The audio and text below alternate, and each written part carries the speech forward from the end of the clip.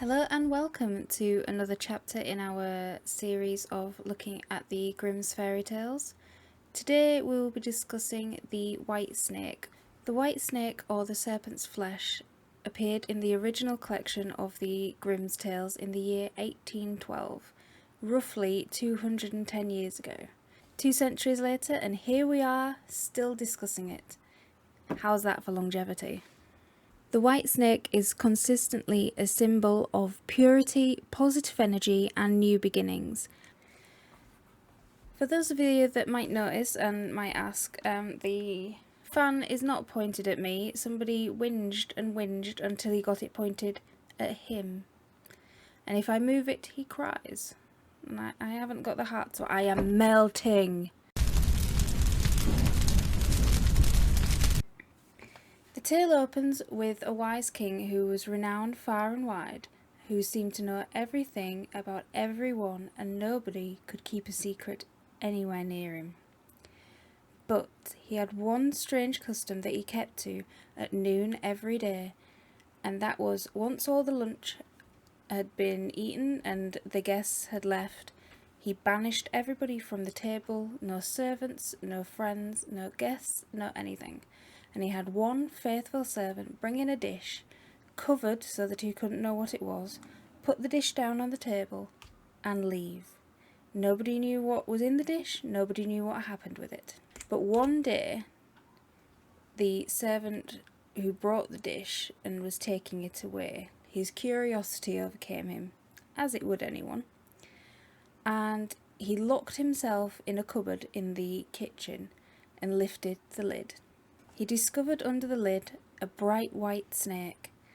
He couldn't resist the look of it. He was filled with curiosity for how it would taste, and he cut off a piece and he ate it. There's no mention of where the snake came from or how it was prepared if nobody actually knew what it was. Either that or somebody had to catch it and he was eating it raw and wriggling. Lovely.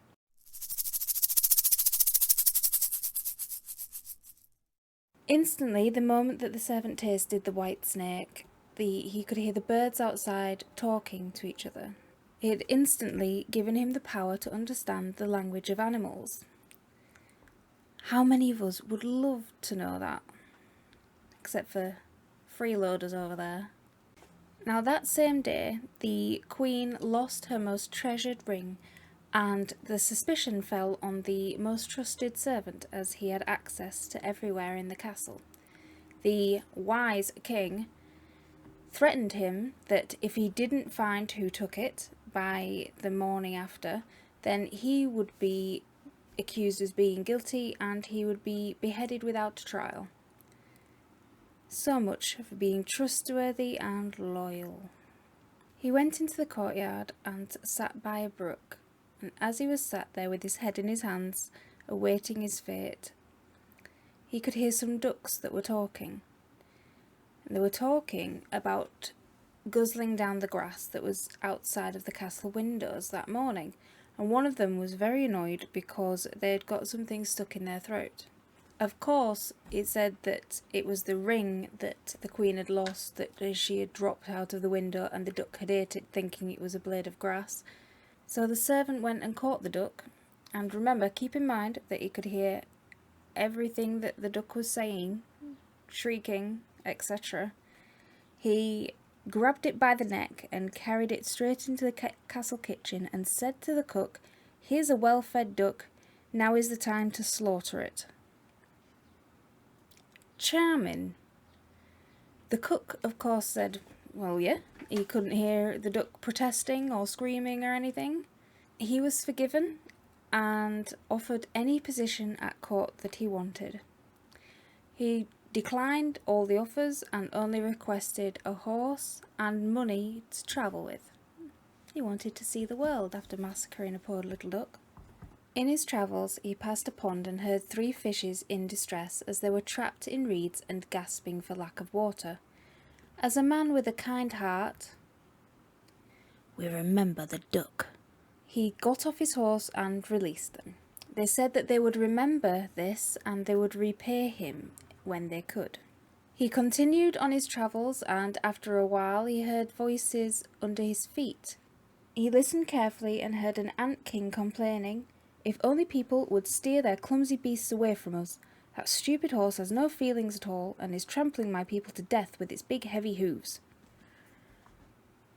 Now, if the servant could hear the language of all the animals and yet never once talks to his horse at all, and I'm assuming that animals can talk to each other out of different species, so the ant's really, really rude. I mean, the horse can't help it clomping down where they're supposed to go.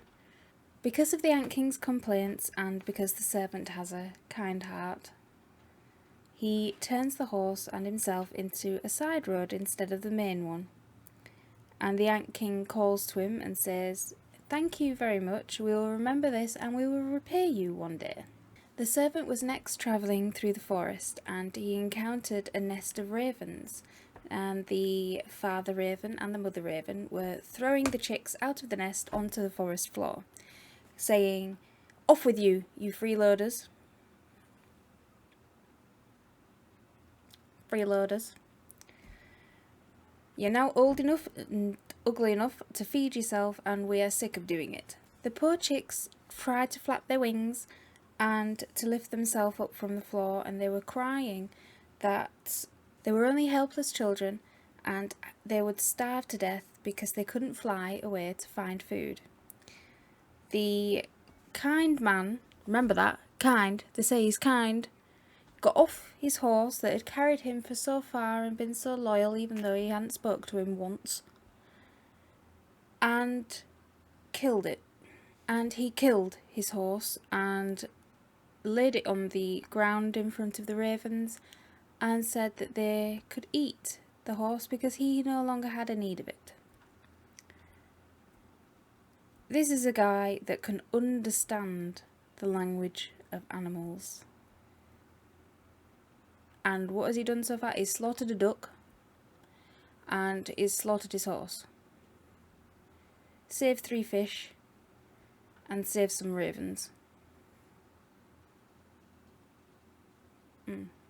So now he had to walk, and to be quite frankly, he deserved to. He reached a city and it was announced that the princess of that city was looking for a husband. Anyone wishing to win her hand would have to carry out one difficult task, and if he failed, he would be executed. Many young men had already attempted the tasks, but in vain, for they had lost their lives. When the young man set eyes on the king's daughter, he was so dazzled by her great beauty that he paid no attention to the risk, went to see the king, and presented himself as a suitor. The servant was taken out to sea immediately, and a gold ring was thrown into the ocean waves. The king ordered him that he had to retrieve it, and if he came back up to the top without it, they would keep dunking him until he either went and found it or drowned. He was then taken back to the shore and left on the beach. As he stood there, the 3 fish came towards him. The 3 fish were in a pond when we last saw them, so how they got in the ocean, I don't know. The 3 fish came towards him and they carried a shell that had the ring inside, which they then presented to the servant as repayment for saving their lives. With great joy, the servant took the ring to the king, but the princess was very proud and didn't want to marry a common servant who was too far below her in class, and demanded that he do another task to prove himself. She went to the garden and strewed millet from 10 sacks over the grass. Before sunrise, he had to pick all the grains up, fill the sacks again, and not one could be left out. He sat in the garden mournfully, awaiting the dawn and his imminent execution. Princess thought that she was on to a winner with that one. When dawn came, the sacks were lined up in a row next to him, filled, and not one grain was missing. The Ant King had heard of his plight and come with thousands and thousands of his friends and followers to help the servant by picking up every grain one by one and putting it into the sacks. It doesn't mention that the servant lifted one finger to help. It doesn't say that he slept, so he must have watched them do all the work. Either that or been so far in himself that he just didn't notice any of the work going on around him.